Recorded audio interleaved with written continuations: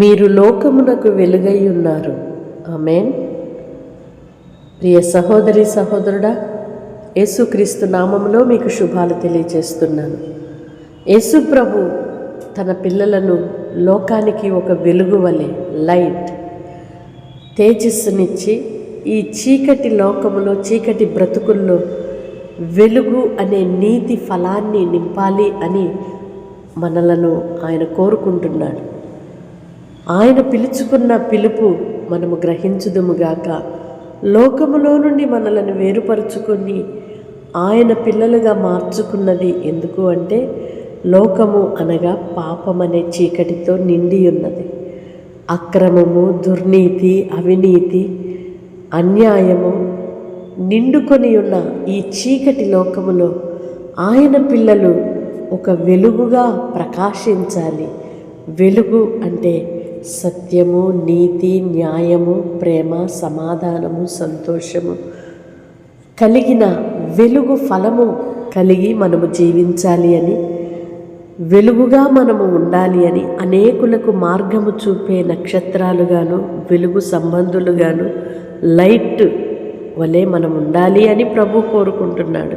కనుక మనము దేవుడు ఎందు నిమిత్తము మనలను పిలుచుకున్నాడో ఆ పిలుపుని గ్రహించి, చీకటిలో ఈ అంధకార సంబంధమైన పరిస్థితుల్లో మనము చీకటైపోక, మనము చీకటి సంబంధుల వలె మార్చబడకుండా వెలుగుగా ప్రకాశించుదుముగాక.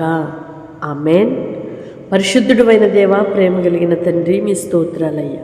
లోకములో నుండి, పాపములో నుండి వేరుపరచి రక్షించుకున్నారు. మీ పిల్లలుగా, మీ సొత్తుగా మార్చుకున్నారు.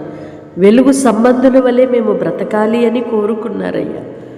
మీ ఘనమైన నామమునకు కృతజ్ఞతలు చెల్లిస్తున్నాము.